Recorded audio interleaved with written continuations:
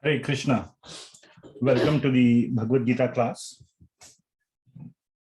We are on chapter 8, and I hope you all can hear me clearly.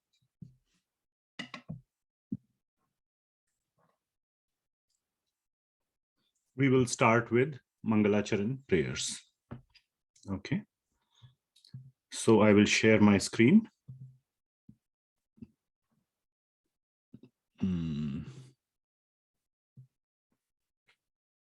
Okay.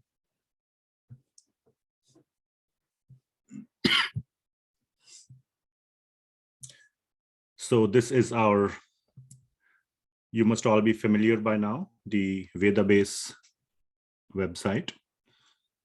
And we will go to Bhagavad Gita. So the website address is vedabase.io. It has all the books that we use. And primarily we have the Bhagavad Gita as the first one. In the introduction to Bhagavad Gita, we have the Mangalacharan prayers. These prayers we recite at the beginning of every class so that we can invite or request the mercy of the previous acharyas, our spiritual masters and gurus, so that we can understand the topic of Bhagavad Gita nicely. Bhagavad Gita is a little bit complex, and also our material conditioning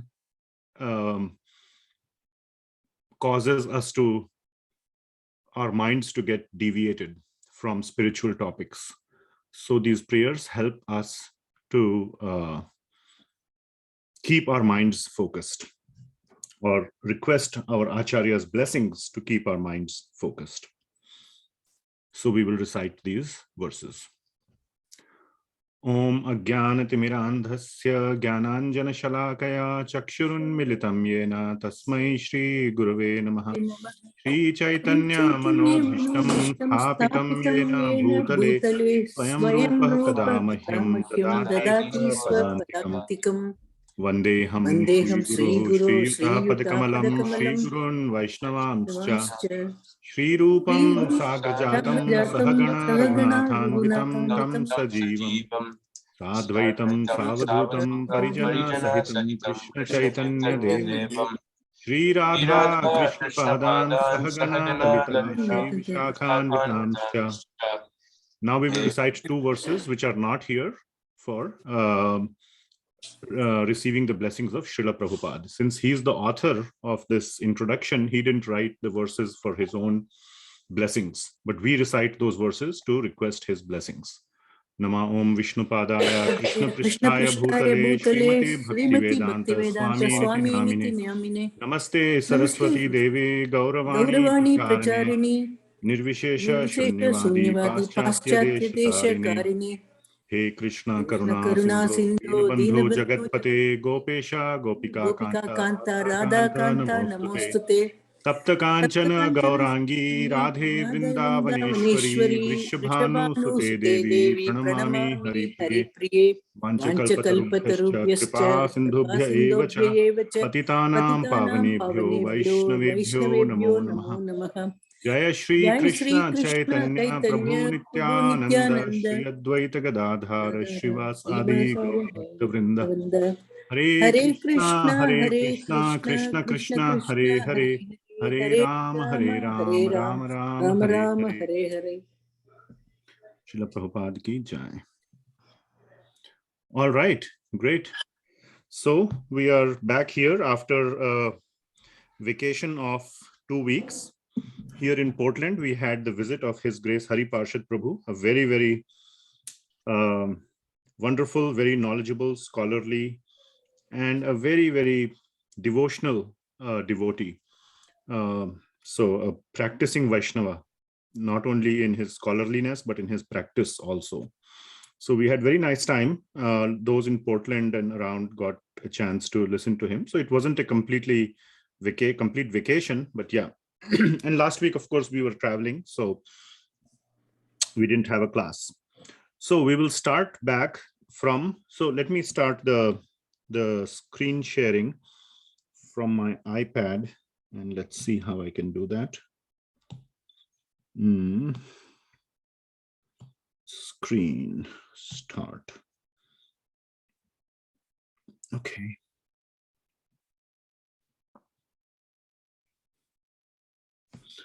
All right. I hope you can see this.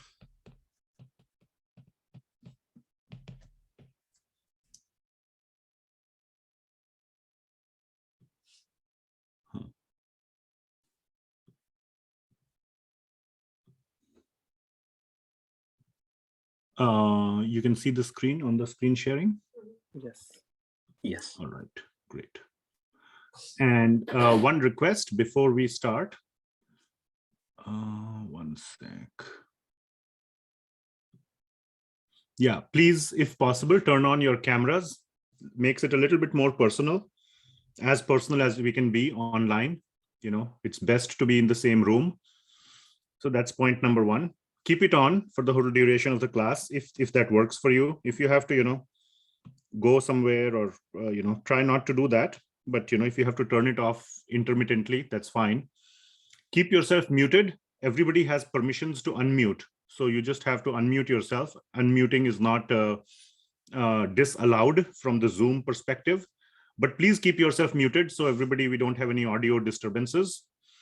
Third point, raise your hands if you have a question or post it on the chat window, or you can unmute, and if you have a quick clarification question, just jump in and ask. Fourth thing, find a nice quiet place if you haven't done so already. Bhagavad Gita is a very deep scripture, takes many readings to understand, at least for a dumb person like me. It took a lot of readings. And dedicate these 2 hours exclusively to Bhagavad Gita. Please don't try to multitask or do many things at the same time. You know, pay your full attention to this most important scripture, just like a classroom. You know, you don't try to, if you do multiple things, you'll miss out. And this is more important than any other academic knowledge that we can get. And last thing, if you know, can please put your name on the Zoom so we can identify you, the full name. 90% of you have done so, 95% or whatever. Some of you may have name like iPhone or some other such acronym. It's better if you can just expand it so we can identify everybody who's here. Okay, with those things, let's get started. So we completed till verse number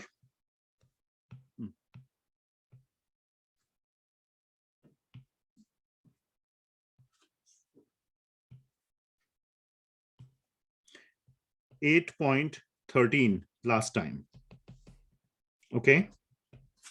So we will start from 8.14 this time. 8.14 is a very important verse. Yeah, one thing I forgot to say, keep the Bhagavad Gita book in front of you. Keep it in your hands.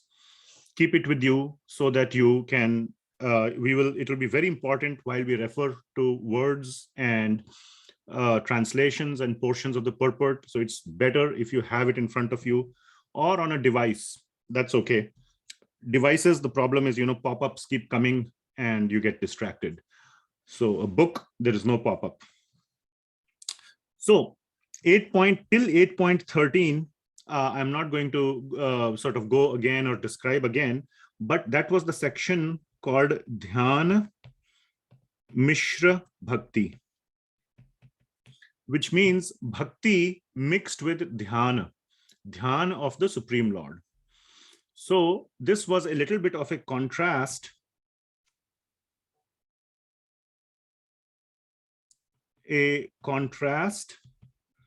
between chapter number 6 and 7. Chapter 6 was all about dhyana yoga, and chapter 7 is exclusively about bhakti yoga. So these verses from 8.9 to 8.13 were describing this sort of a contrast, not a contrast, but also a sort of a integration, we can say. Integration between chapter 6 and chapter 7, how to apply dhyana yoga in bhakti. So instead of trying to control our mind by our own effort, simply by focusing the mind on the Supreme Lord in the mood of bhakti, but still it is about controlling the mind, but in the mood of bhakti. And like that, we should practice throughout our life, so that at the end of our life, prayana kale manasa achalena, that was a very, very famous verse. At the time of death, prayana kale manasa, the mind, achalena, is not chala, is not flickering, is not moving around all over the place, but is fixed on the Supreme Lord. So that was sort of the essence of everything that we discussed from 8.9 to 8.13. So please remember, that was dhyana mishra bhakti. So that was the section we had covered last. Now 8.14. This verse 8.14 is a contrast between dhyana mishra bhakti and shuddha bhakti.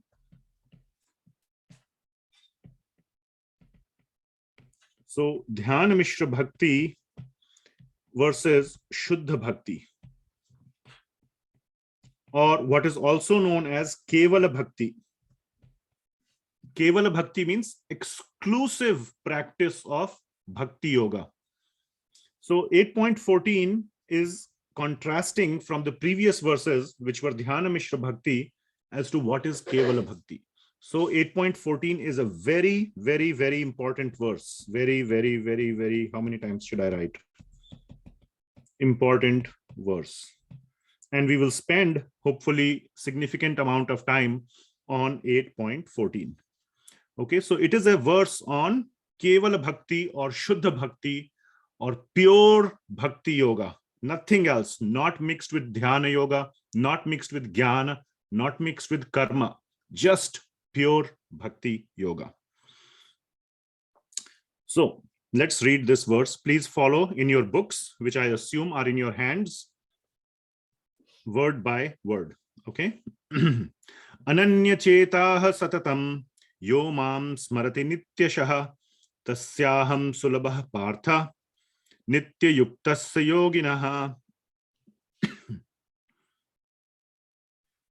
So for one who remembers me without deviation, I am easy to obtain, O son of Pritha, because of his constant engagement in devotional service. So, ananya chetah satatam. So, this word ananya is very important. Ananya means exclusive. Ananya. Anya means others. Ananya means no other, which means exclusively. Nothing else. It's just one thing.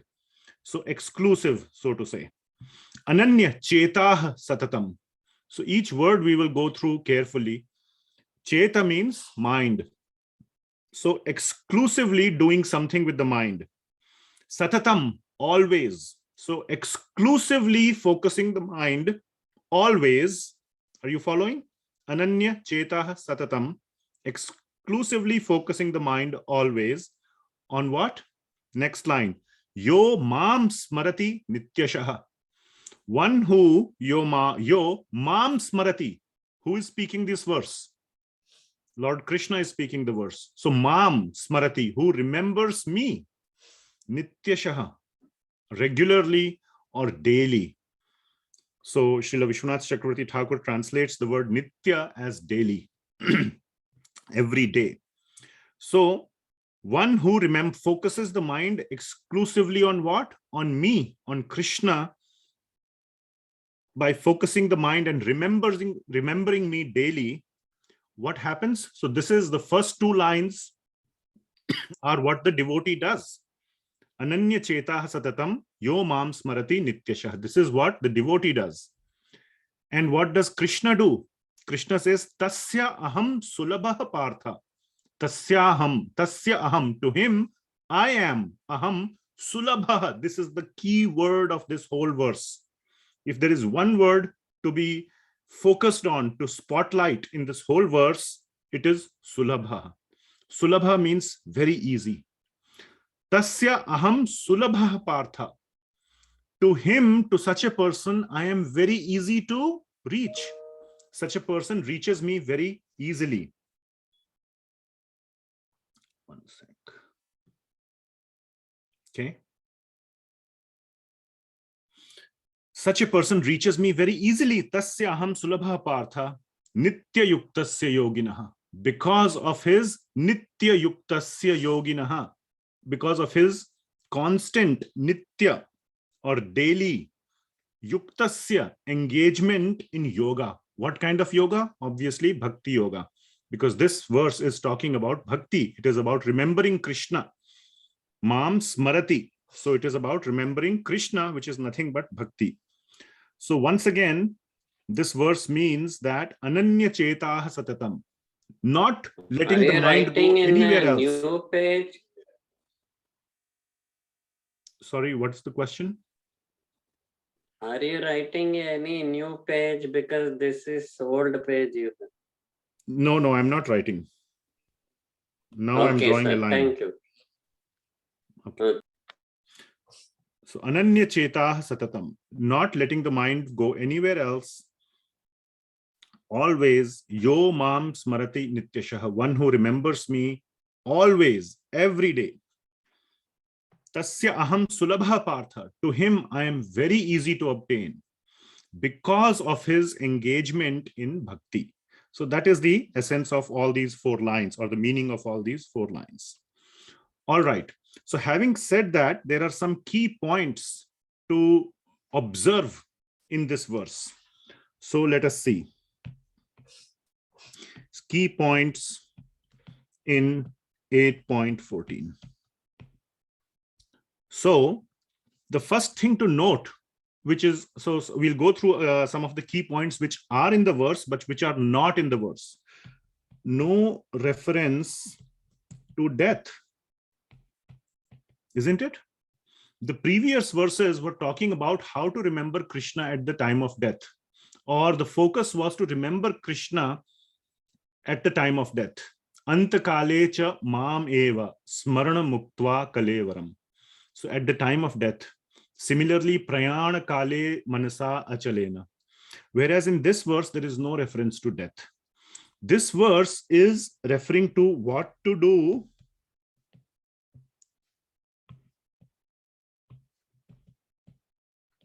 during one's life. And that is very clearly described in the last line, which is nitya yuktasya yoginaha. And there are 2 points to remember here. The word nitya and satatam. And nitya is repeated twice. Ananya chetah satatam yo mam smarati nityashaha tasyaham sulabha partha nitya yuktasya yoginaha. So the word nitya is coming 2 times and the word satatam is coming once. Both of these words mean always. Or at a, there are subtle, this is not a class on Sanskrit, but there are subtle differences between these words. But the meaning is always, regular, daily, etc. So the focus is unbroken. You can't just do it one day and then forget and then say, oh, today the sun is nice and bright, let me focus on Krishna again. And then after another 3 months, you say, oh, I haven't thought of, focused on Krishna for so long, let me do it today. Not like that. Regularly, consistently. Okay, and Srila Vishwanath Chakravarti Thakur says, Nitya, there's another meaning of the word Nitya, which is daily. Satatam really in Sanskrit means always. Always. So you can see here, the focus is on unbroken, always. Why I'm referring or sort of focusing on this word so much is because there is the very strong emphasis on regularity and consistency of bhakti. So that is another point. So no reference to death, what to do during one's life, the focus on regularity or consistency, and what else? Yeah. And then the focus is on remembering. Remembering who? Remembering Krishna. Yo mam smarati. Mam means Krishna and smarati means remember. In the mind, cheta, in the mind one should remember Krishna. So we had discussed the importance of remembering. Even if you are in a jail, even if there is a guard sitting and saying you must not speak anything, you cannot say anything, even if you have been completely captured with a, mouth has been sealed, nobody can seal your mind. People can seal your external senses, but the mind is something nobody can seal. Mind is always free. Anybody can capture you to whatever extent, anybody can bind you to whatever extent. The mind is such which is always in your control. And therefore, you can always, always, always remember Krishna. So smarati, mam smarati. Then another focus is on sulabha. Sulabha means easy. Tasya aham sulabha partha. I am easy to reach. I am, aham, I am means Krishna. Krishna is saying, I am easy to reach. Now, I just want to make sure that one does not misunderstand the word easy, that, oh, it's very easy. I have taken the name of Krishna once in my life, and that's enough. I was told it is easy. Easy means easy, so much more easier relative to dhyana yoga or any other process of yoga, jnana, karma, etc. It's so much easier than all of these processes, but still requires, significant commitment and effort from our side. So one should not take the word easy to mean that it is a cakewalk. It still requires commitment, dedication, and effort from our side. Something even very simple at a material level requires dedication, commitment, and effort. Spiritual progress, and we will see in some of the upcoming verses, the benefits of bhakti yoga, the benefits of what one gets when one dedicates his life to Krishna. The results are unimaginable. So even for comparing those results to even something very petty in this material world, one has to put so much effort. To become a doctor, people study for 20 years or anything, to earn, whatever amount of money. Some people work 18 hours a day, 2 jobs, to put just some meal on the table. So effort is required in all areas of life, and definitely in spiritual life as well. Okay. And the Srila Baladeva Vidhyabhushan makes a very, very important point.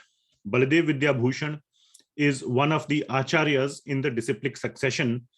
And if you see the Bhagavad Gita that is written, that is there in your hands, what we follow, the Bhagavad Gita as it is by A.C. Bhaktivedanta Swami Prabhupada, the dedication of this Bhagavad Gita, there's a dedication page here, you can see. It is dedicated, he dedicated this Bhagavad Gita to Sri Baladeva Vidhyabhushan. So he wrote, Baladeva Vidhyabhushan was an acharya in the disciplic succession in the couple of or few centuries ago. And he wrote a commentary in Sanskrit on Bhagavad Gita. That commentary Srila Prabhupada used heavily to base his commentaries in English on. So now there is a direct translation of Baladeva Vidhyabhushan's commentary also available. So I was reading that one as well, and a very beautiful point. And of course, Srila Prabhupada makes this point all over the place as well. So it's not like only or Srila Prabhupada missed making this point. The point is that when one does bhakti, so he says, though the devotee through his bhakti attains me. Okay. This is referring to the part where Lord Krishna is saying, Tasya aham sulabha partha. Tasya aham sulabha partha. I am very easy to obtain. So the devotee attains me. Okay. But he says that, Lord Krishna says that I am the doer of his attainment of me. Krishna takes the responsibility of making himself be reached by his devotee. Krishna holds our hand and personally leads us to him. That is the point being made. Bhakti is much simpler, so easy because we get Krishna's help. So many times I have given this example. There are two ways to do well in a test. One is if you study very hard, and you give the test, and yes, you pass with an A grade. Another way, now this doesn't apply to modern tests, but in another way, if the teacher sits with you and tells you all the answers. Now you may think of it like a negative way, so I don't have a better example, but here Krishna holds our hand and makes us go to him. So Srila Baladeva Vidhyabhushan is saying that Lord, he's giving us a glimpse of Krishna's mind. I am the doer of his as in the devotees.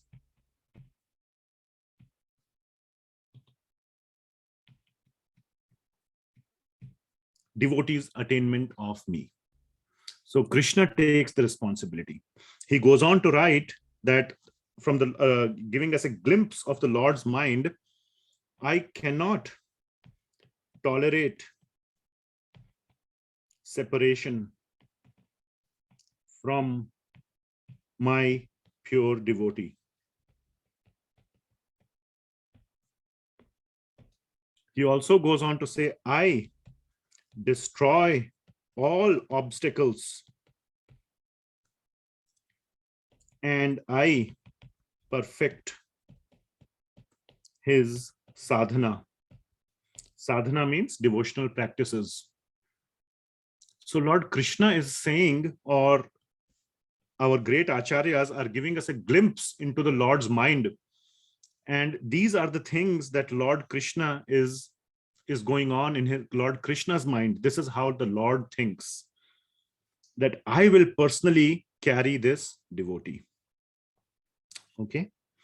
And he also refers to Bhagavad Gita 10.10, where the Lord directly himself says, Dadami buddhi yogam tam yena mam upayantite, that I give the intelligence to the devotee by which he can reach me. So Dadami buddhi yogam tam. So all these points are being made here. And another point that I wanted to make is ananya. Ananya bhakti. Not putting one's foot in many boats. Because when you put your foot in two boats, well, we have 2 feet, so we can put our foot in 2 boats and try to row or sail. What will happen? Very soon you will fall into the water. So ananya bhakti means exclusively following bhakti of Lord Shree Krishna or Lord Rama or Lord Narsingha or any other form of the Lord, but exclusively focusing on the Lord. And there are many, many references to ananya bhakti in Bhagavad Gita. Of course, this is one of the first references in 8.14, in 8.22, 9.13, 11.54, and most importantly, the verse 18.66, Mam ekam sharanam vraja. In 18.66, Lord says, Sarva dharma parityajya, sarva dharman parityajya, Mam ekam sharanam, ekam. Just take my exclusive shelter. So there are many, many references to ananya bhakti, exclusive bhakti to Lord Shree Krishna. So by doing all these things, one, this is the verse that describes the mood of a shuddha bhakta. What the shuddha bhakta does and what is the result? The result is very easy and quick attainment of the love of Lord Shree Krishna. Okay, let me see my notes and see what else I need to cover as part of this verse. Hmm.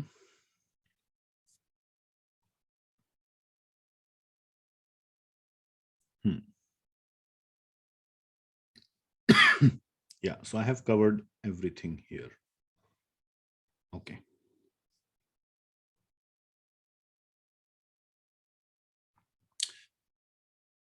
Okay. So that is 8.14. So we spent a good 30 minutes on this verse, 8.14, or almost 25, 30 minutes. So very important verse. I think for those who are doing Bhakti Shastri, which is the next level, so to say, this is the intro level course that we do, which is just mainly classes. You attend the classes, get the understanding, and, be happy, follow Bhakti Yoga. The next level is to go deeper into the Shastra, into Bhagavad Gita. There are tests. You have to memorize verses, and you have to write essays and a whole lot of things.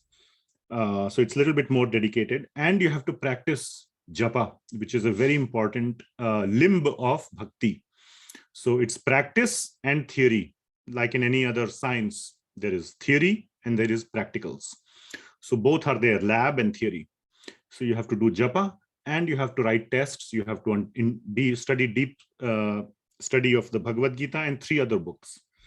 In that, 8.14 is one of the verses that we request, or not request, but require you to memorize. So this is one of the memorization verses. About 30, 35 verses out of 700 are required to be memorized. So this is one of the, you can say, 30 most important verses of Bhagavad Gita. Okay. Can you quickly see the chat? Jessica, she has joined for the first time today, and if you can show her the default, the advanced view of vedabase. She's only seeing the English translations. I'm on the, so somebody is asking, this person has joined for the first time, Jessica, so welcome. On the website, and I only see the English translation. Is that okay? So there is a way to see the Sanskrit. Let me show you. From my screen, I can show. So can you see my screen here? The vedabase? Yes. So you go to vedabase.io, you go to Bhagavad Gita, and we are on chapter 8. So you click on chapter 8. So I hope you're following everything, all the clicks that I'm doing. Yes. And now I am on I was on verse 14. So we'll go to 14 and you will see here just the translation, which I'm highlighting here. For one who always remembers me without deviation, etc. Now, if you click on this orange text 14, this is clickable. You probably didn't notice that, and I know it's easy to miss. If you click on this text 14, then it expands into the full verse in the Sanskrit transliteration, the word by word meaning, translation, and the commentary, which is known as the purport of that whole verse. So that is one way to go into each verse. And then if you want to go to 15, you can just click next here at the end. It will automatically take you to 8.15 like this. You can keep going back, and you can go back also. You can go to next or previous. So if I hit previous, I go back to 14. There's another very cool feature. So I'm back to this page on chapter 8. This is default view. So if you click on this thing called default view, I hope you can see the button at the top of that page, and click on advanced view. If you go to the advanced view, you will see, then you don't have to keep doing the next or previous and so on. You go to the advanced view, the whole thing is there as one single web page with all the details. So you just have to keep scrolling. So you have text 14, ananya satatam yo mam smarati nityashah. The whole thing, synonyms, translation, purport. You just scroll up and you come to 15. So I usually like this advanced view. So that's what I use. Okay, so hopefully that gives you a way to navigate, 2 ways to navigate into the Bhagavad Gita on this website. But of course, nothing beats the paper book. Okay, so that's the best. Anyway, so I hope that was helpful. Any questions? Please put it in the chat, raise your hands, Today or only just I shout came out. to know this. Sorry? Today only I came to know this feature. Very nice. Advanced view? Yeah, this Okay. clicking that particular text, that thing, and then your Sanskrit, everything comes. Oh, okay. Nice. Well, you Yeah. can thank Thanks Jessica. for the person who asked the query. Yeah, that's why I say, no question is a bad question. You never know who else will learn from it. All right. I have one query. Yes. Satata means every moment. Well, satatam means always. Now, I am not a very deep scholar of Sanskrit, but satatam and nitya are two very close words. So my understanding is that nitya has two meanings, always or daily, but satatam has a more well-defined meaning of being always. It can be continuous also. Satat means Continuous, yes, continuous also means always. So it's there's no uninterrupted. uninterrupted. Yeah, very nice. Okay. Thank you. Just one more question. Yes. What is transcendental loving service? So Srila Prabhupada, so the question is, so I'll remove this thing and I will say the very nice question, transcendental Thank you. loving service. What is this? Srila Prabhupada in his commentaries often uses this English term called transcendental loving service to Krishna. So what does this mean? So we are here. This is me, or I can say you, whoever, the jiva. Jiva means the living entity. And there is Krishna. How do we reach him? What is the process? The process of connecting with Krishna is transcendental loving service. The process of connecting, that's what it is. I'm going to explain more, but this is the process of connecting with Krishna. What does it mean? What is our connection with Krishna? Our connection with Krishna is a connection of love. So that is where the love comes. Okay. Then love is always expressed as service. Love is not, otherwise it becomes hollow words. Ask a mother, ask a father, ask anybody who loves somebody else. It involves service. When the child is crying, mother doesn't say, I love you so much, but you keep crying. She will immediately get up and try to do something for the child to make the child happy. So when you love someone, the goal is to please them, to make them happy, and you do whatever is needed to make them happy, isn't it? So love, a core, the most core aspect of love is sacrifice. This word sacrifice and service are rooted in the same word. There's a very nice story, extremely nice story that I had read in my literature classes called Gift of the Magi. Magi. How many of you have heard or read this story by a very famous author called O. Henry? Have you read this story? Gift of the Magi? It Anyone? is termed as gift for Christmas. Yes, but have you heard the story? So, Yes. I'll quickly narrate the story, and it's a story of sacrifice in love. Very simple story, but very touching. There's a husband and wife who love each other very, very much, but they are very poor, a very poor couple. And the husband had at that time, there used to be those pocket clocks, pocket watches. So he loved his pocket watch very much. And for that, you need a chain to kind of hold the watch. That's the thing, in the medieval or whatever, in the, whatever, few hundred years ago, or in the European sort of style. And the wife had very beautiful long hair, but she didn't have clips to arrange her hair in a braid. You call it a braid, right? or, you know, Yeah. in some way she didn't have nice clips. So she always used to keep her hair open, just normal, open.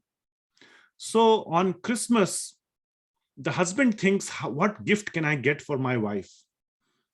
And the wife also thinks, what gift I can get for my husband, which he will like. So the wife knew my husband likes this watch very much, but he doesn't have a chain. So she goes and sells her hair. So the hair cutter, you know, cuts her hair. She becomes short haired. And that time, maybe there's a market for long, beautiful hair for, you know, so she gets her hair cut and sells her hair, gets the money and buys a chain for her husband's watch. The husband, on the other hand, sells the watch and buys beautiful clips for his wife's hair, because she knows that the wife's hair are so nice and she likes to tie them. And when they both reveal their gifts, and of course, when the wife comes, the husband is just so surprised and so sad that, oh, she got her hair cut. And then he asks, you know, and then she said, yeah, I just sold my hair to buy this chain. And the husband is sad because he had sold his watch, because now there's no need for the chain because the watch is gone. So they are both left with a chain without a watch, and she's left with clips without hair.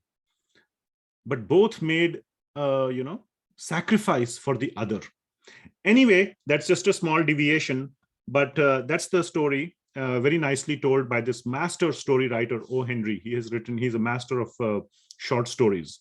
So there are many, many wonderful he's one of the, you know, very famous short story writers in English literature.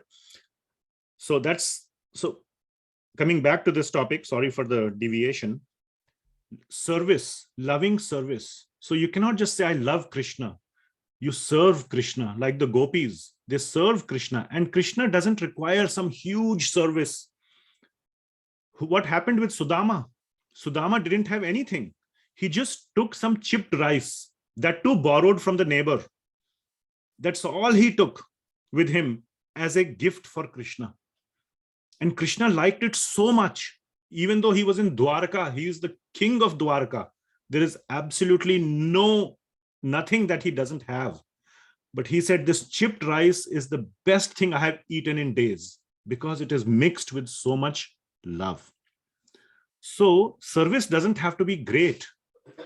The heart has to be great. Mother Teresa, there's a very nice saying, let me see if I can recall it.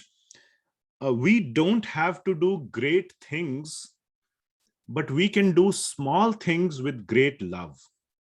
This is what she said. So anyway, service to others, it's the love that matters. So that's the loving service part. I hope you're getting each word here. Somebody asked, what is transcendental loving service? I'm trying to explain here. All right. So you got loving service. And transcendental is because it is towards Krishna.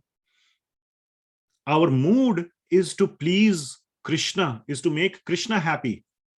Most of us, when we go to the temple, our conversation with God is how you can make me happy. Oh, I have this disease. Please remove my disease.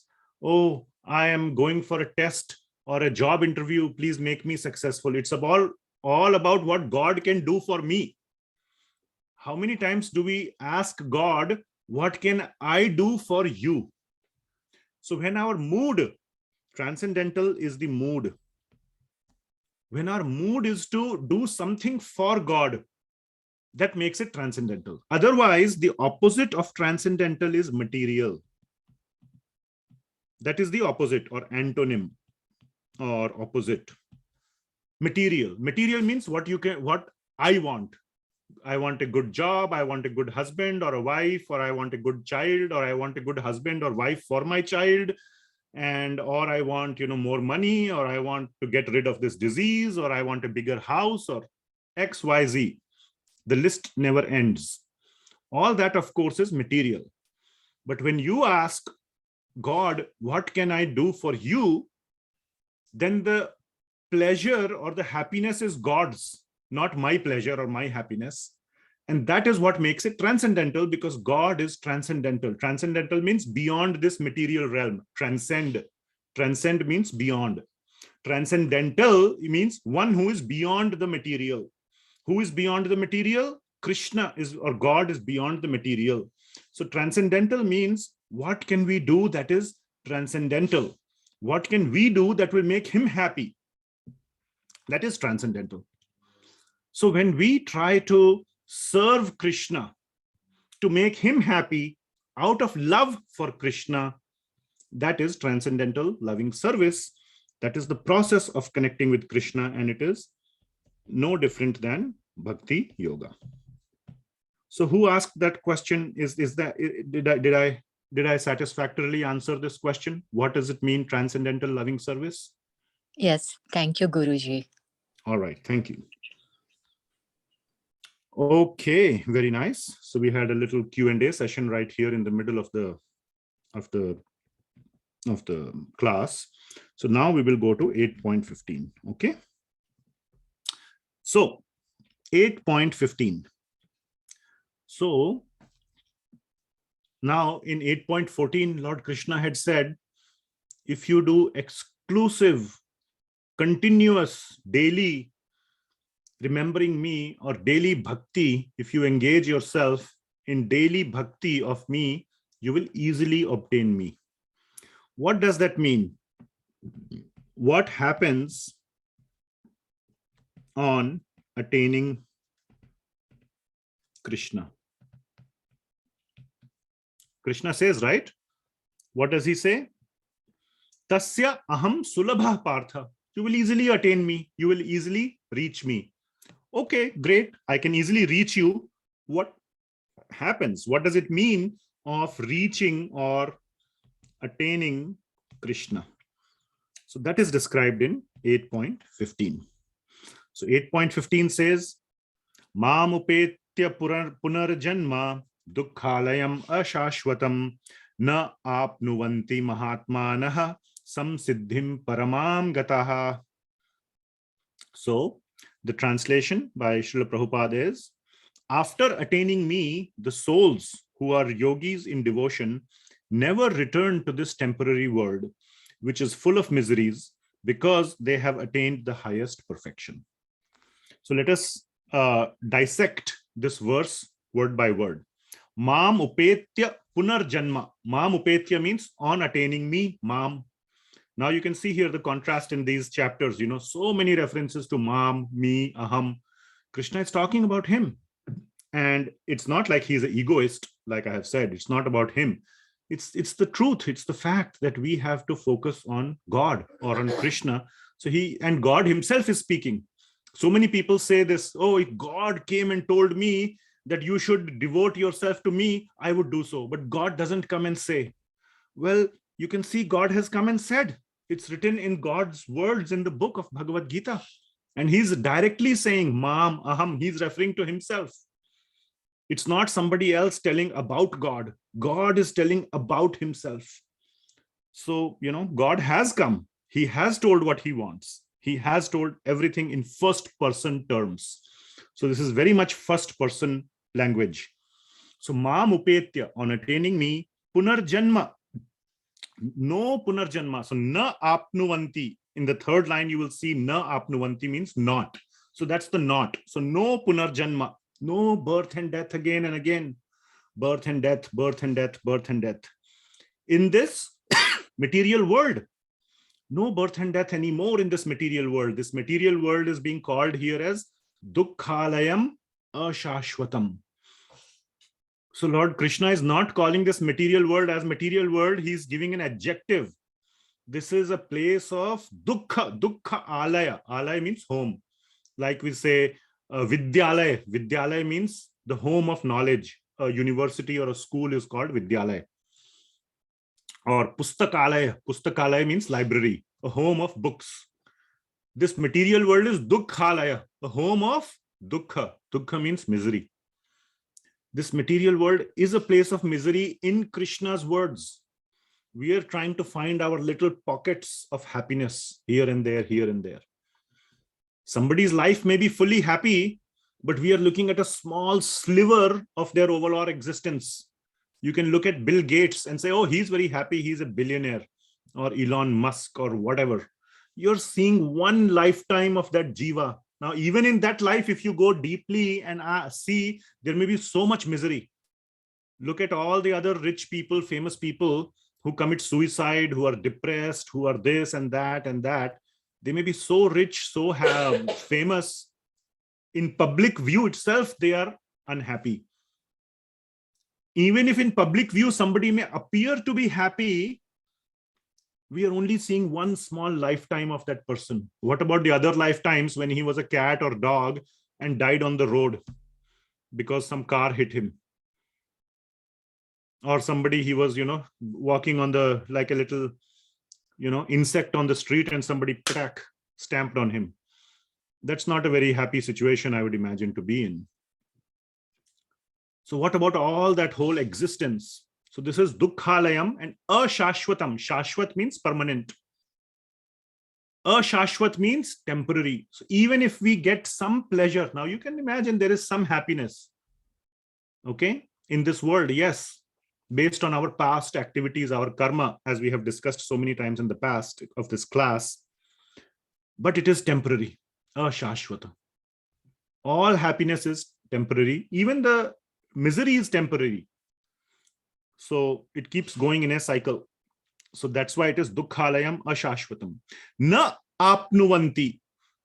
One will never attain this. When will one never attain this? Mam upetya. On attaining me, one does not attain birth and death, punarjanma, in this dukkhalayam ashashvatam. Are you following? On attaining me, you get rid of this cycle of birth and death in this place of temporariness and misery. And what do you attain? Samsiddhim paramam gataha. You get the highest paramam. Paramam, not para. Paramam means the highest. Paramam, the most, topmost. Gatah means you go there. Samsiddhim paramam. Samsiddhim paramam means you go to the highest destination. Where? And Srila Vishwanath Chakravarti Thakur, who is another great acharya, he is actually the spiritual master or guru of Baladeva Vidhyabhushan, whom we were talking about earlier. So he's the guru of Baladeva Vidhyabhushan. He also has written a commentary. So it's not like one person has written a commentary and then the subsequent disciples cannot. Everybody can write their commentary. There can be many commentaries of the same text. The purpose is to share it in a different way to different people, to in different time, place, circumstance, cultures, whatever. Today, these days there is all these wars going on, in the this and that, and all this is going on, racism and this. So you can use Bhagavad Gita to apply it in your lives in the current modern, whatever your contemporary situation. So the commentaries can be based on contemporary situations. So all these great acharyas have written commentaries. And till today, devotees are explaining and writing on Bhagavad Gita, and that's fine. So Vishwanath Chakravarti Thakur writes that Paramam Gatim, what is written here as Samsiddhim Paramam Gatim, means you become associates of Krishna.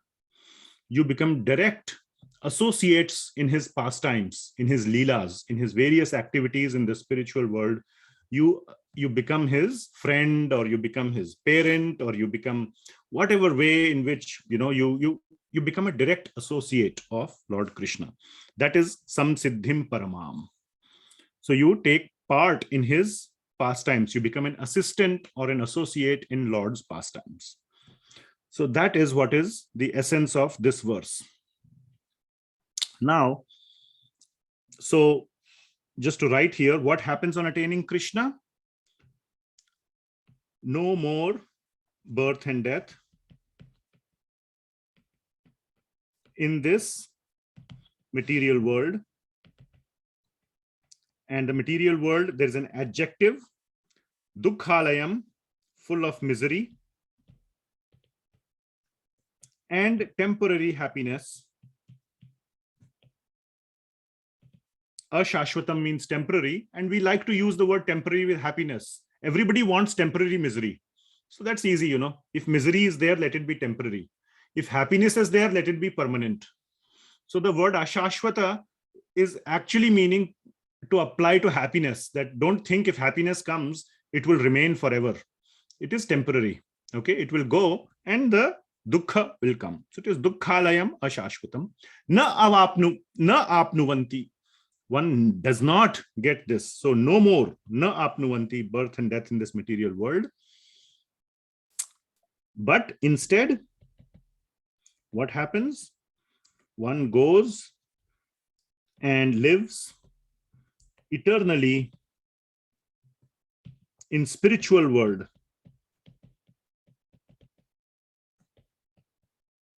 and associates with Krishna. And one word we have missed out in this whole description is mahatmanah. Mahatmanah. Mahatmanah here means a pure devotee. A pure devotee who consistently remembers Krishna, as per the previous verse, the Shuddh Bhakti verse 8.14. So a pure devotee. Mahatma today in modern terms is kind of used more loosely. Anybody will call, aap to Mahatma hai, aap Mahatma hai, aap Mahatma hai. In Bhagavad Gita terms, Mahatma is only used for pure devotees. That's a very important word, Mahatma, pure devotees. This is used in 7.19, which covered. What is that? Bahunam janmanam ante jnanavan mam prapadyate vasudevah sarvamiti sa mahatma sudurlabha. So it is again for a pure devotee, that such a person who realizes that Vasudeva is everything is a Mahatma. Another verse is 9.13, where the word Mahatma is used. Mahatmanas tumam partha daivim prakritim ashritam. So a person is a Mahatma who has taken ashraya of the daivim prakritim, of the divine energy of Lord Shree Krishna. Daivim prakritim ashritaha, surrendered, or ashraya. Bhajanti ananya manaso. Again, the word ananya is there in 9.13. Bhajanti, he does bhajan, exclusively focusing his mind. Ananya manaso. Gyatva bhutadim avyayam. So, and he knows that I am, that Lord Krishna is Adim and Avyayam. He is the origin and of everything, and he is inexhaustible. So such a person, again, it's referring to pure devotee. So in both these verses where the word Mahatma is used is referring to pure devotee. Okay, so that is what is the word used here also, that a person who is a pure devotee does not take birth in this material world, but goes to the spiritual world and associates with Lord Shree Krishna. This word paramam gataha, now I'm giving all these references. This paramam or param or paramam gataha or gatihi, all these sort of combinations of these words are used at many places in Bhagavad Gita. For example, I'll just write down the references for those who are interested in a deeper study. A6.45, 8.13, 8.15, 8.21, 9.32, 13.29, 15.6. Very, very important. Tad dhamam paramam mama. 16.22 and 16.23. So all these places, Lord Krishna has used this supreme destination, which refers to Krishna's destination, or not destination, but abode, or Krishna's residence. Okay, so that is the supreme destination, which is known as the Goloka, the Goloka planet in spiritual world. Okay, so just writing down all these references for those that are interested in deeper study of Bhagavad Gita. Okay, now, so we studied about, or we discussed two verses, 8.14, pure bhakti, shuddha bhakti or kevala bhakti, And 8.15, what happens when one performs kevala bhakti? What is his destination? Now that is the eternal destination, right? This is the eternal, permanent destination or the permanent place. There is full happiness. There is no dukkha. There is no misery. There is no nothing. Now, one can ask the question, wait a minute. The material world is not just this earth planet. Now, I had shown this picture many times. I can probably try to show it again. Yeah, I'll have to switch screens because I'm sharing from my iPad. Anyway, so I'll draw here. Yeah, so there is the earth, which is known as the bhuloka. And there are other planes above all the way till Brahma loka. So 1, 2, 3, 4, 5, 6, 7, Brahma loka. There is Tapaloka. I may be getting some of this wrong. Mahar loka. Then there is Bhuvar loka, Svarga loka, and one more. Maybe you can help me here. So Mahar loka, Tapaloka. There is Jana loka, I guess. Yeah. So anyway, there are all these planets. At the topmost is Brahma loka, this is the planet of Lord Brahma. And Svargaloka is the planet of Indra, where Indra lives with a lot of opulence, lot of pleasure. You know, he's just surrounded with utmost opulence, way more than one can imagine on this earth planet or Bhuloka. So there are all these lokas in the material world. So this is still this whole thing. And of course, there are lower planets as well. Sutala, Atala, Patala, and so on. This whole thing is material world. Now, one can ask the question, wait a minute, isn't Brahmaloka also very good? Why do I need to go beyond the material world? Why can't I just aim to go to Brahmaloka? What is the situation of other planets, other domains in this material world? Why can't I be happy in the highest planet, for example, Brahmaloka? What is the problem? If one asks that question, not even Svargaloka, many people say, oh, I want to go to Svarga. We say, oh, Svargavasi ho gaye. You know, they will declare that, oh, he has gone to Svarga. He is, enjoying with all the apsaras over there. He's having a great, wonderful time. So one can say like that, but Lord Krishna, in these 4 verses, 8.16 to 8.19, Lord Krishna is talking about the utter temporariness and what is known as the Kshana Bhangurta. What will be a good English translation of that? Ephemeral. Ephemeral, even that is a more complex word. Something more simple, utter temporariness or split second or trivialness, I can say. Fleeting. Yeah, split secondness. Let me just use, again, this is not a class on literature or language, but you get the point. The utter trivialness, the utter split secondness of the entire material world, including Svargaloka and even Brahmaloka, which is higher than Svargaloka, which is the topmost planet of the material world. The utter temporariness, the utter split secondness of the entire material world. So Lord Krishna is saying that don't think just the earth planet is like that. And you would be much happier if you went to Svarga or Brahmaloka or Tapaloka and all that. All those are so temporary. That is the essence of these 4 verses, 16, 17, 18, and 19. Okay. So here we go into a deeper discussion of these 4 verses. So my aim is to complete these 4 verses today. Let's see what we can achieve. Okay.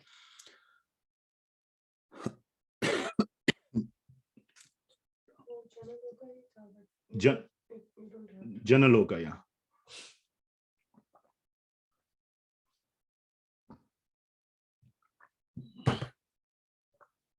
Yeah, so here this is Janaloka. Okay, never mind. This is switched. Okay, it's not like we want to go to Janaloka anyway. So, okay.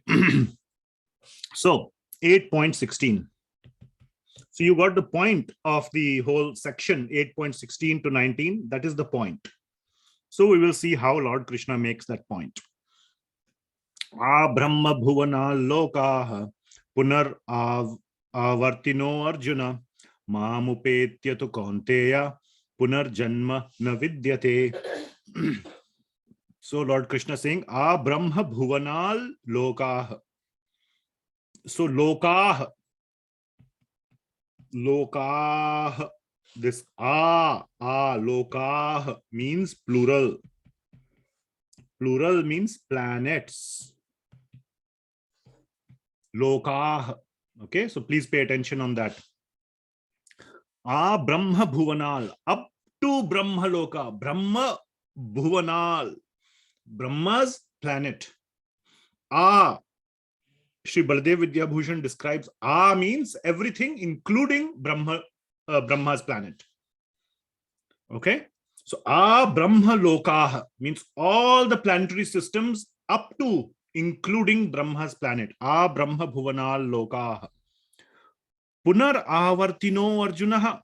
Punaravartan, you know, those who know Sanskrit or Hindi can understand. Punaravarti means repeated coming, going and coming, going and coming, continuous cycle. Punaravriti means a continuous cycle, isn't it? So that is what is used here. Punaravartino Arjuna. So all these planets are places of continuous cycles. You go and come, go and come, go and come, go and come, go and come. So that is what is being said. They are all places where you keep going and coming. But mam upetya tu kaunteya, same word mam upetya as the previous verse. Mam upetya, those who attain me, punarjanma na vidyate. No more punarjanma. So that last 2 lines, the theme or the concept is the same as the previous verse. Mam upetya tu kaunteya punarjanma na vidyate. No more punarjanma after attaining me. The new thing in this verse is not only at the Earth planet.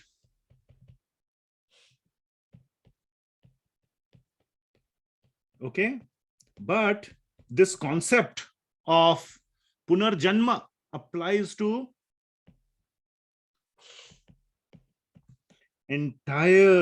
all planets.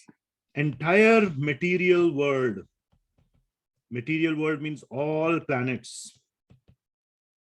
Up to the highest. Up to the highest planet, which is Brahma loka. Bhuvanal Brahma.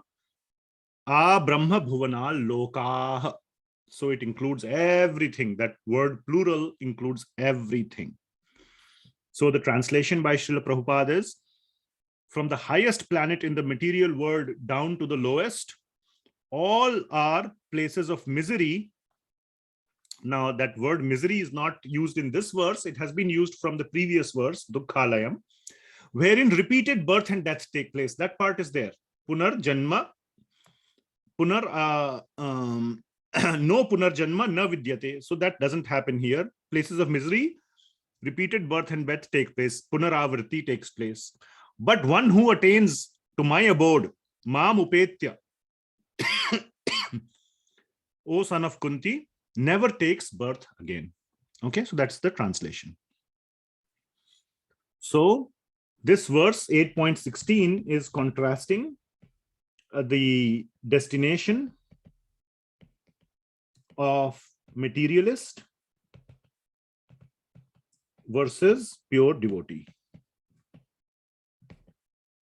Materialist remains stuck in birth and death. In material world. And pure devotee goes to Krishna's planet. No birth in death. Okay, so that is what is being said here.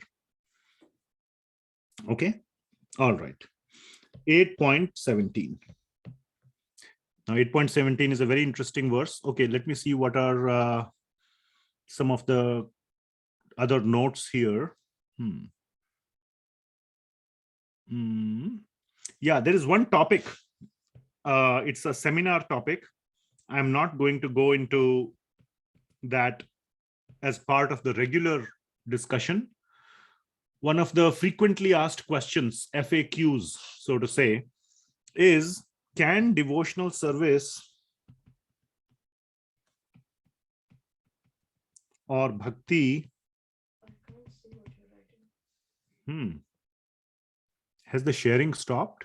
No, we can see the screen moving up and down. Yeah, but I can see what I'm writing. Can devotional service or bhakti be performed? Okay, I'm writing in this sort of a red box here. So can devotional service or bhakti be performed in higher planets? Example, svarga loka or Brahma loka, etc. So that is a question. And the answer is yes, it can be performed. Short answer is that. But in svarga loka, it is very, very, very difficult to perform bhakti. Higher than svarga loka, yes, it is possible. But most people who do pious activities in the mode of goodness, very good people, very genuinely good people, who have done a lot of good activities, they go to svarga loka. Prahalada, Bali Maharaj, Yeah. they were in other loka and performing bhakti. So, yeah. So, in svarga loka, it is not possible. I don't want to say it is not possible as a law, but it is extremely, extremely hard to perform bhakti in svarga loka. Why? Good, Why? Yeah, I will explain why. A good analogy, I will give an analogy, okay? Let us say that I want to go on a vacation. My family wants to go on vacation. I cannot take leave from work. I can work remotely. So I say, I will not take leave. Let's go on the vacation. You all enjoy. I will do work. I have tried that a few times. Now, family, they are going and enjoying. Let's say it's on a beach and they are, sitting on a, or, enjoying. And I'm trying to do my work. Does it ever happen? Is it ever successful? Every time I have tried, I have been unsuccessful. Because there is so much enjoyment. Who will sit and do work? You are with your family or with your loved ones. There is all this nice vacation things. So in svarga loka, all these apsaras are there. All this nice food is there. Nice everything. It's like everything that you can possibly think of enjoying. The thought of Krishna, the thought of bhakti is very, very hard to come. It's not impossible, but it's almost impossible. Okay. So that is the answer. Unless the vacation is very boring and, but svarga loka is not boring. For everyone, svarga loka is extremely, extremely enjoyable. Extremely enjoyable. So it's completely almost impossible to do any kind of bhakti when in svarga loka. Okay. So 8.17. So that we can expand. I have many more things to say on that topic, but we will take it sometime later. But that is the essence of that. Okay, 8.17. Now, this is a very nice verse Lord Krishna is describing. that how big or how great, or rather how long is the life of Brahma. Okay? It's very, very, very long. That is the point. Brahma has a very, very, very, very, very, very, very, very long life. Now, in our dukkha, we call this place as dukkhalayam, isn't it? Lord Krishna has called this dukkhalayam. What is the biggest dukkha that anybody can have? Biggest dukkha. Tell me. Is it that you have Death less of money? a dear ones. Death of the dear ones. What? Death of the dear ones. Okay. More than that, I argue, is your own death. Now, there may be, I don't want to get into a long debate. Oh, I can give my life for my children. I can give my life for my child, I don't know wife about or death. husband or whatever. But anyway, the longevity is the biggest sort of dukkha, or death is the biggest dukkha, whether your own death, your loved ones, whatever. Now, therefore, Lord Krishna is picking up on this part of death or the longevity. So, Brahma has a very, very, very, very, very, very, very long life that is going to be described here. But the point that Lord Krishna is making, not just saying how long it is, but the point is, but still, it is extremely short. When death comes, okay, nobody likes it. Nobody likes it. Whether you may have a long life or a short life. A small insect who has a life of 1 day also does all the enjoyment that we do in 100 years. The insect also doesn't want to die after 1 day of our time. And we also don't want to die after 100 years. And Brahma also doesn't want to die, or Indra also doesn't want to die after so many thousands and thousands of years of his life. So we can calculate, we can have 100-year life. You can put as many zeros you want. Still, it will be short. Still, it will not be, it will never be enough. You cannot put enough zeros ever.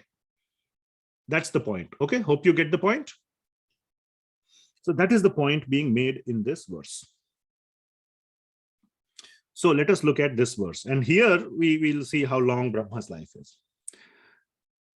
Sahasra yuga paryantam aharyad brahmano viduhu ratrim yuga sahasrantam te ahoratra vido janah.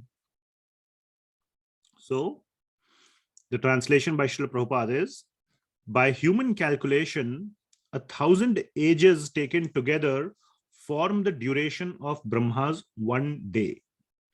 And such also is the duration of his night. Okay. So let us go into the verse. Sahasra yuga paryantam. Sahasra, as you can all understand from Hindi or Sanskrit, Sahasra means 1,000. We have the Vishnu Sahasranama, right? Sahasra means 1,000 names of Vishnu. So Sahasra means 1,000. Sahasra yuga paryantam. There are 1,000 yugas put together. Paryantam means put together. So 1,000 yugas put together. Ahar yad brahmano viduhu. Ahar means day. That is Brahma's 1 day. So let us write this down.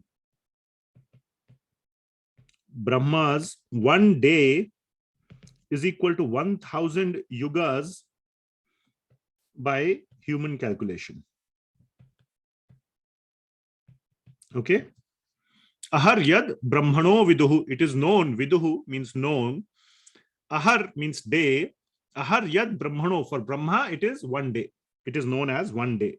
1,000 yugas. I will explain what is yuga and all that. Ratrim yuga sahasrantam. And same sahasra yugas, yuga sahasrantam, the same 1,000 yugas or additional 1,000 yuga time is the night. So Brahma's 1 night equals to another, I will say, 1,000 yugas by human calculation. Okay. Ratrim yuga sahasrantam te ahoratra vidojana. This is known as one day and night. Ahoratra, one full day and night. And the yogis or the janas, the yogi jana, know this to be one day and night of Brahma. Okay. Then, so here I want to just describe the length of Brahma's life, put it into some perspective. And later on in the next few verses, Lord Krishna will say that all the living entities continue to go in the cycle of this birth and death, even in this Brahma's limited life. So Brahma's life is limited, which I will describe right now. I'll show a calculation. And the living entities who have much smaller lifespan, we don't live for such long. We continue to live and die, while Brahma lives for his life. Okay? Like you live for 100 years. How many insects take birth and die during your lifetime of 100 years? Millions of insects, mosquitoes or whatever, who have very short lifespan. We are like little insects in Brahma's lifespan. So many of us live and die. We take innumerable births and deaths during Brahma's lifespan. That is the point being made here. So what is Brahma's life? Okay, so this is giving you some idea of the cosmic time scale in the Vedas. Okay, for Brahma, that lifespan of the whole universe, Brahma is the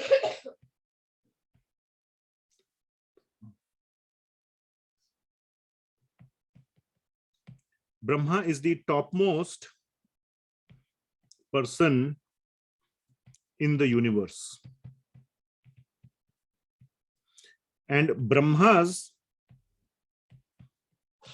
lifespan equal to lifespan of the universe.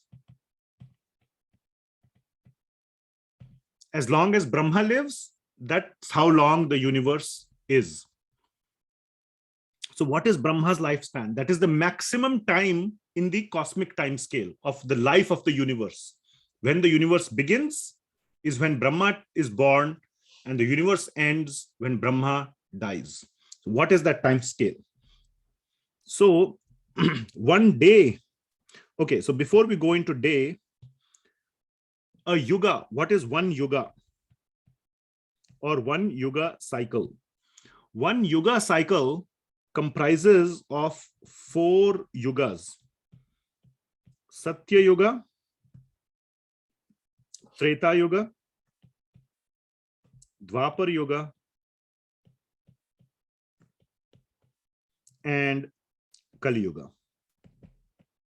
Right now we are in Kali Yuga. This is where we are presently. Kali Yuga's total lifespan is 432,000 years. This is 432,000 solar years. Solar means like we calculate 1 year, 2 years, 3 years, right? So that's the solar year calculation. Our solar years, our 1 year. So Kali Yuga will go on for 432,000 years. Our present Kali Yuga, about 5,000 years are gone. So another 427,000 years are left in our Kali Yuga that is currently going on. So Kali Yuga will go on for a very long time. Okay. Dwapar Yuga is 2 times Kali Yuga. So which means 864,000 years. Treta Yuga is 3 times Kali Yuga. Somebody can do the math. Approximately 1,29,006. Yeah, 1.2 million 1.296 followed by 30. Okay, thank you. So approximately 1.2 million years. And Sat Yuga is 4 times Kali Yuga. And it comes to about 1.6 followed by 30. 1.6 million years. 1728 followed by 3 zeros. Okay, so 1.7 whatever million years. Now, if you add all these up, the total time Now this is known as one yuga cycle. This you can see, Lord Krishna has arranged it in a nice way. This is 1x, this is 2x, 3x, and 4x. If you add it up, it becomes 10x. So one Mahayuga, or this one yuga cycle, is 10 times of Kali Yuga. And this is basically 4,320,000 years. We just add one more zero into Kali Yuga. Okay, so far so good. Okay, so this is one Kali Yuga, one yuga cycle. 1,000 such cycles times 1,000. Divya Yuga. Divya Yuga. 1,000 such cycles is Brahma's one day. So this becomes, if you add 1,000, it becomes 4. You multiply this by 1,000. So this times 1,000. So it becomes almost 4.32 billion years. That's his day. Same is his night. So we add this again. So 4,320,000,000 years is the night. So this is the day and this is the night. Okay, this comes to almost 8,640. So many years is one day and night. This is one day plus night of Brahma. Now, at the end of every day and night, there is a partial destruction of the universe that takes place. We will not go into all those details. Sometime when we do our deeper discussion in the Bhagavatam classes, we might go into those details. Okay. So this is one day and night. Brahmaji lives for 100 of his years, and each year has 360 days. So he lives for 100 years. He does not get cancer, or he doesn't get into traffic accidents. So his lifespan is fixed, 100 years. He doesn't die early due to any other unforeseen circumstances. Okay, so 100 years of his time times 360 days per year, and he lives for 100 years. And this is one day and night. So we multiply this by 100 times 360. If you do this calculation, it comes to 311 trillion years. It's a mind-boggling number. 311 trillion years. This is the age of our universe. And 40 billion. Okay. 311, 40 billion. Yeah, no problem, Mataji. I'm not into doing all the detailed precision level. Okay, just an average. So this is the age of our universe. Okay, according to the Vedic time scale. So just to give you an idea, imagine Brahma lives for such a long time, 311 trillion years. So that is like trillion. So this is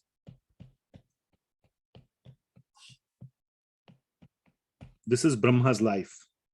I hope I got the right number of zeros.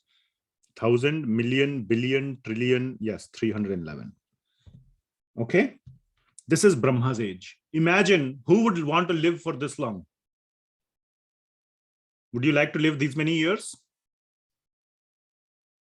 We all say, oh, we died, my life is so short. How time flew away. We all lament that our life is so short. See, Brahma's life has so many zeros. Now here comes the important part. Brahma's life is this much. This is equal to one breath of Lord Vishnu. one breath. With every breath of Lord Vishnu, innumerable universes come out. And when he inhales, all those universes go back in his body. And in that one breath, the Brahma takes birth. He spends 311 trillion years by our calculation. He dies, and that is one breath of Lord Vishnu. There are so many insects. It is, if you do, I don't know if there is some, biologist or zoologist here on the call. There are some insects, when we breathe out and when we breathe in, their lifespan is that much. Some bacteria or some germs, or there are some, I'm not an expert in all that, but there are some living entities who live for 2 seconds or 5 seconds, just equal to our breath and our exhalation, inhalation. Brahmaji is like that for Lord Vishnu. Now you can imagine the trivialness, the split secondness of the material world. Are you seeing that? Sorry for the interruption. Yes. Who has given this cosmic scale? From where we get it? This is present in Srimad Bhagavatam. And an excerpt of that is present in Bhagavad Gita right here, when Lord Krishna is describing this portion. No, my point is, Lord Krishna mentioned this cosmic scale only? Yes, this part, what I have put in red color, Yes. that 1,000 yugas make Brahma's one day. And the same another 1,000 yugas time scale is Brahma's night. That is 8.17 verse. We just read it. Okay. In Bhagavad Gita. Thank you. That was 8.17. I went through it word by word, right? Where Lord Krishna says that Sahasra Yuga Paryantam Ahar Yad Brahmano Viduhu. Sahasra Yugas makes one Ahar. Ahar means day. Ratrim Yuga Sahasrantam. And the night is also another Sahasra Yugas, 1,000 yugas. So Lord Krishna has given just a small portion of the calculation in Bhagavad Gita. The whole calculation, what I have shown here, is present in the Srimad Bhagavatam and other Puranas as well. Okay. Does that answer the question, madam? Okay, great. Now you can see the split secondness or the temporariness of the material world. Okay. So even if one says that what about Brahma Loka, it is still very, very, very, very temporary. And it's very, very small compared to Lord Krishna's time scale, which is eternal. There is no time scale. Now we will go to the 18th verse. 8.18. Now what happens? The question is, what happens to the living entities? To other living entities? Now, that is the question. Okay, we understand now what is Brahma's lifespan. Fine, he's Brahma. I am not Brahma. I don't think anybody else here on the call is Brahma. Correct? So we are living entities. And so are there so many other living entities, cats and dogs and whoever else, human beings and elephants and tigers. What happens to them? What is their situation in this lifespan of the universe?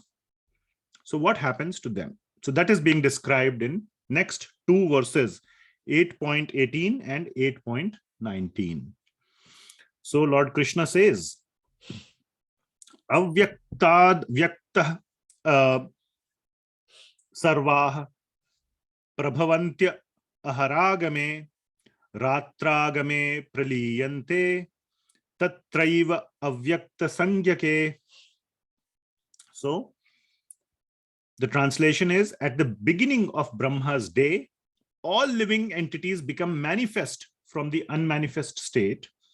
And thereafter, when night falls, they are merged into the unmanifest state. Because see, what happens is that when there is day of Brahma means that material world is populated and a place for living entities to fulfill their desires as per their karma. So day of Brahma is basically the time frame for activity. All right. Are you following? The day of Brahma. In the night time of Brahma, the whole world becomes inactive. So the living entities, they have no place to be active. They cannot perform action. So what happens to the living entities is that they go into the body of Brahma. And they remain there in an unmanifest state. So there are two words used in Sanskrit, vyakta and avyakta. Vyakta means manifest or manifested. And avyakta means unmanifested. Another word in Sanskrit, a close word is sukshma.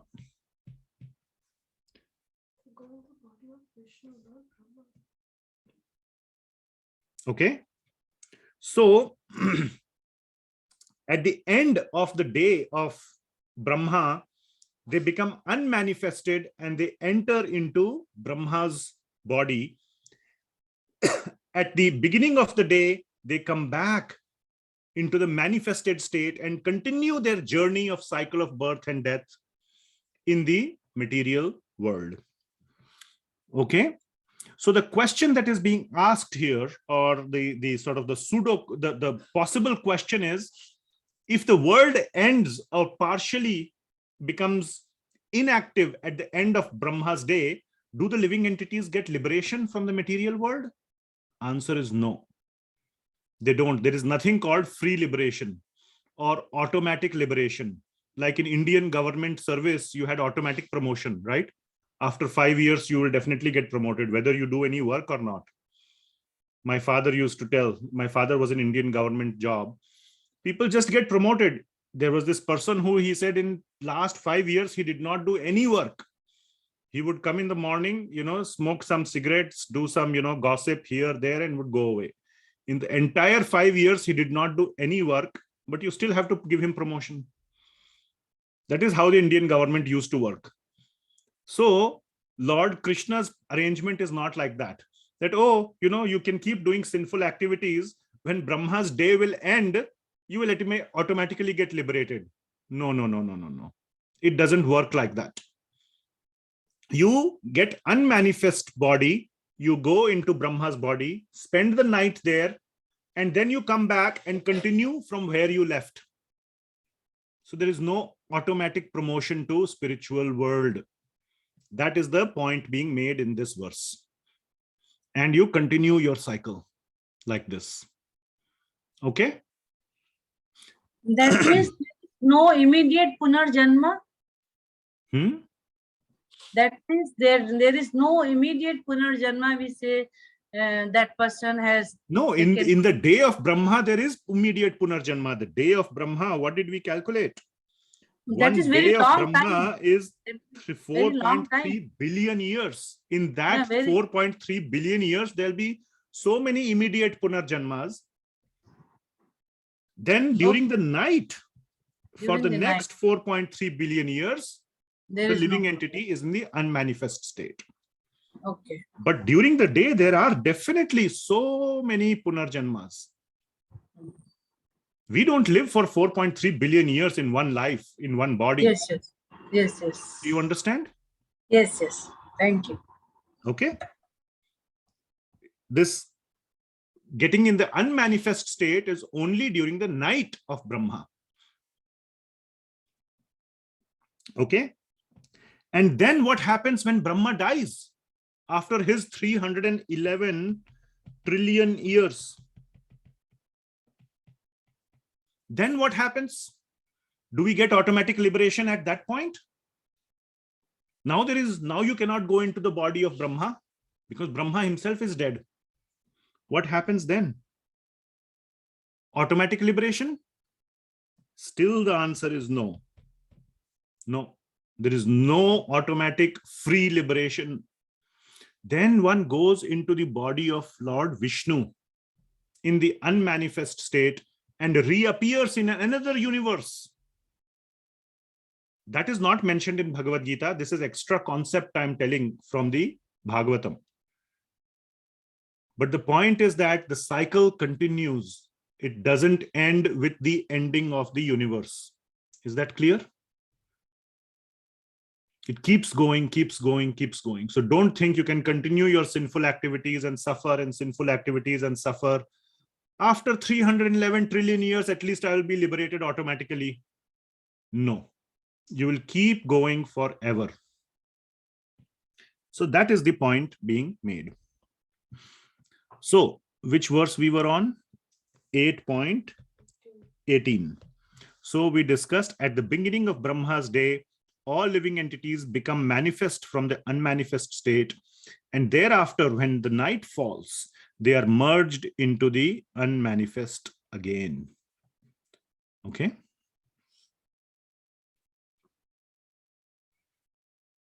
And this concept that they go into the, in a sukshma form, in the unmanifest form into Brahma's body, I have taken from Srila Baladeva Vidhyabhushan or Sri Vishwanath Chakravarti Thakur's commentary. I'm not just speculating or making it up. So you can, if you want proof, Shabda Pramana, you can read those commentaries and you will get what I'm saying. Nothing that I'm saying is made up or, some mumbo jumbo. Everything is coming from our acharyas or directly from Bhagavad Gita. Okay. So 8.19.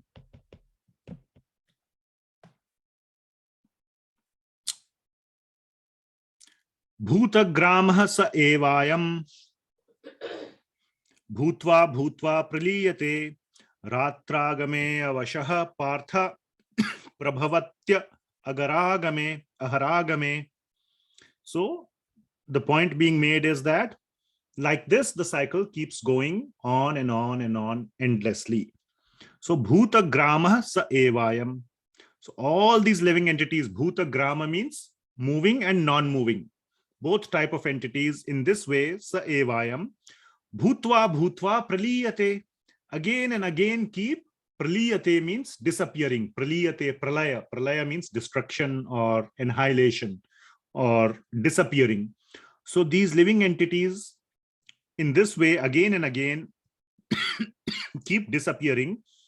Ratragame avashah partha. In this way, automatically at night. Now, automatically, avashah is an important word. It means automatically. Automatically, they disappear. They don't get liberated. The conversion from manifest to unmanifest is automatic at the end of the night. And similarly, automatically, they become manifest again. So that conversion from manifest to unmanifest is automatic. But there is no automatic liberation. Ratragame avashah partha. Automatically at the time of Ratragame, jab raat aati hai, Brahma ji ki raat, where time of Brahma's night, automatically prabhavati aharagame. So they become, in the previous verse it was praliyate, they disappear, and prabhavati aharagame, and they become appeared again. Prabhavati means to appear. Ahar agame, jab ahar aata hai, ahar matlab din aata hai, subah hoti hai. When it is morning of Brahma, they appear again. Is that clear? So like this, it keeps going. Brahma's night is a pralay state? Yes, it is a partial pralaya. Because the whole world becomes filled with water. Up to the svarga loka, it becomes filled with water. There is no place of activity for living entities. Now, going more technical, I didn't specifically mention this because I didn't want to confuse everyone. But since you asked, all the planets above Svargaloka don't get submerged. Those living entities continue. That is a special aspect of the night. But I don't want to confuse everybody. Don't try to understand all the things in one day. Take it slowly and you will understand, okay? So, but just for sake of clarity or precision or accuracy, just in case somebody is interested in the deepest details, all the planets up to Svargaloka become partially destroyed at Brahma's night. And they become... Hearing it for the first time, that is out of curiosity I asked. Yes, definitely. But I'm saying there is more. This is not the end. There is our Puranas and our Vedas are so deep. We never can say that I have understood everything. That was my point. So, there are deliberately some details which I'm hiding, just so that it is not too confusing. Okay. So please consider that this is arithmetic. It's not calculus yet. There is more to be discovered, so to say. All right. Okay. So the word avashaha is very important. It means automatically. So automatically we get converted from manifested or vyakta, manifested state. Automatically we get converted to avyakta or unmanifested. This conversion is automatic. Now, our acharyas have pointed out that this word avashaha is very important. The living entity wants to continue enjoying in this material world. It says, hey, I don't want any downtime. All the casinos in Las Vegas, when they close? I went to Las Vegas one time, many years back. When they close? There is no closing time. 24/7 they are open, isn't it? Has anybody been to Las Vegas? They never close. Who wants a downtime from enjoyment? Nobody. But automatically, the point is automatically one is pulled and says, okay, time out, no more enjoyment, go to sleep. Like we tell our kids. Kids want to watch TV. No, Papa, I want to watch one more cartoon. We say, no, TV off, go to sleep.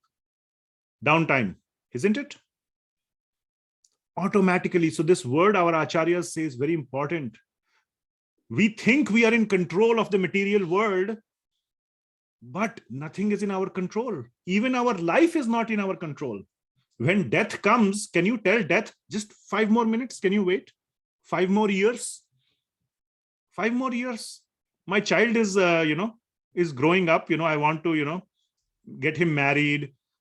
Then, 5 more years. I want to see his grandchildren. 5 more years. Can you wait? Oh, I want to marry his grandchildren also. Oh, then I want to become great grandfather. Can you just wait, please, death? Can you wait? Can we say like that? Is death in our control? It's not. Doesn't give us even 5 seconds extra. Doesn't give us even a fraction of a second extra. When it comes, you have to go. That is automatic. Avashaha. So this word avashaha is very important. We are in the control of material nature. We are not in control of material nature. Do you see the pun? We are in the control of material nature, but we are not in control of material nature. Means like we are being controlled by material nature. We are not controlling material nature. Okay? Material nature is controlling us and we just have to obey. So this word avashaha is important, even though it is mentioned in the context of converting from manifest to unmanifest. It even applies to our control or lack of control of changing our bodies from one body to another. Nothing is in our control. Okay, Just like controlling or from going from manifest to unmanifest, etc., is not in our control, nothing else is in our control anyway.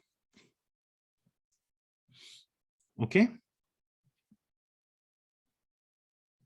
Okay. Then 8.20 onwards, we will cover next time. And in 8.20, Lord Krishna is saying, so 8.16 to 8.19. How many verses? 16, 17, 18, 19. 4 verses was showing the temporariness or the split secondness. That was a nice kind of word, split secondness of material world, correct? And our helplessness.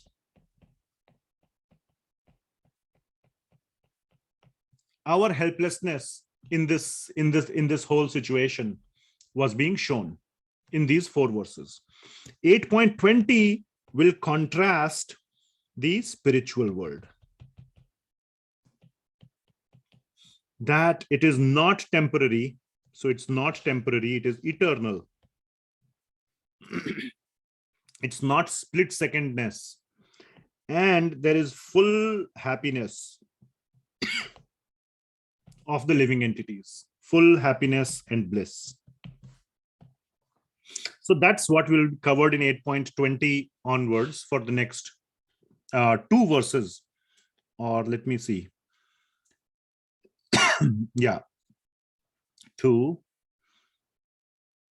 and 3.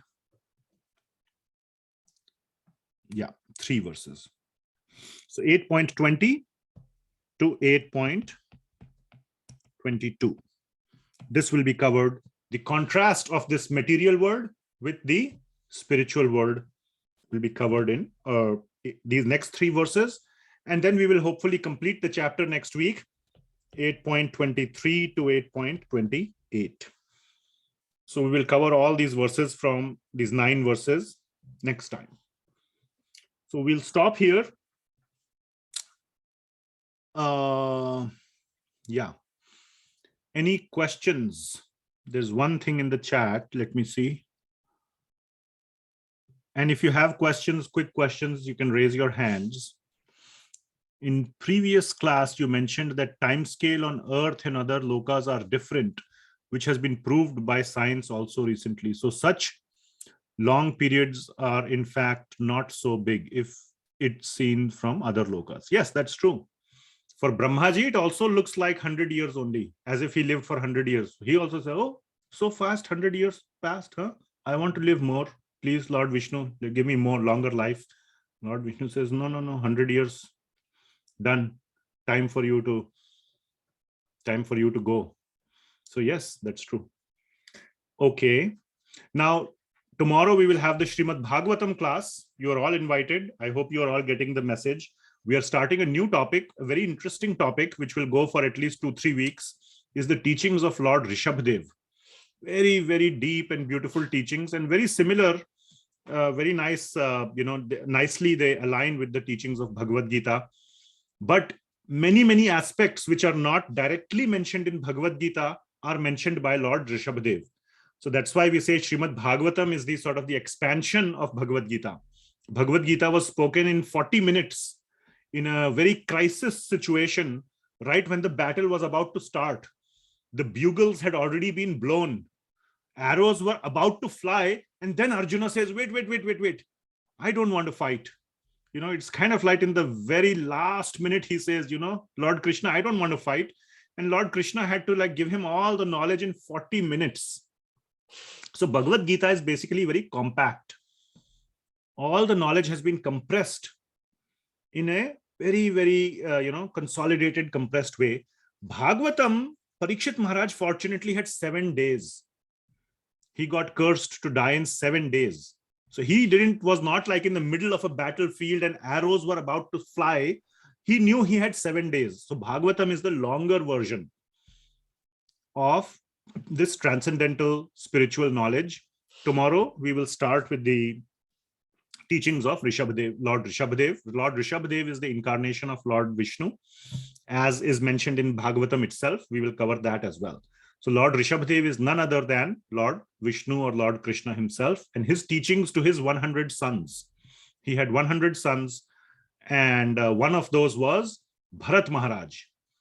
So, we will, and then we might continue into the story of Bharat Maharaj and how he became a deer and so on. We'll see, but at least we'll start with the teachings of Lord Rishabhadev. So please come to that if you would so desire. Okay, any other questions or comments before we close today's call? Everything is perfectly clear, spick and span? I have one comment. Yes. You said pure love and things like that. I have some similar thing concept. When your wife or somebody cooks, it is 90% love from the heart and only 5 to 10% due to measurements or due to the spices or whatever. 90% is the love. Yes. That gives the taste. Absolutely. Yes. That is correct. Yes. Okay. Thank you very much. Thank you to those who turned on their videos. I enjoyed it. At least when I'm talking, I feel like I'm talking to those people. I can't see the other faces, but when I say something funny, somebody laughs, somebody smiles. So I feel like, I'm talking to at least a small group of people. I'm sure others are also listening carefully. So it's not a criticism or anything, but I especially want to acknowledge those who make me feel like there is a classroom out there, there is at least somebody who is listening. So that's just how I feel. I know others are listening too. Yeah, thank you so much. And I know you might have your hands full, like I can see. So it's in some cases not possible to turn on your videos, and that's totally fine. So but still, yes, thank you to everybody for carefully listening to the words of Lord Shree Krishna. Not my words. I'm just a messenger. I'm just relaying what I have heard, what I have understood, and what I have read from Lord Krishna and previous acharyas and the devotees. So thanks to all of them for giving me this ability and capacity to share this with all of you. And hopefully one day you all can share with others. Like they say, pay it forward. That is the whole parampara system. We hear, we understand, we internalize, and we pay it forward. We share it with others. So with that, we'll end today's class. Thank you so much. Srimad Bhagavad Gita ki jai. Srila Prabhupada ki jai. Ki jai. Hare Krishna Prabhuji. Hare Krishna Prabhuji. Hare Krishna ji. Thank you so much. Hare Krishna Prabhuji. Hare Krishna.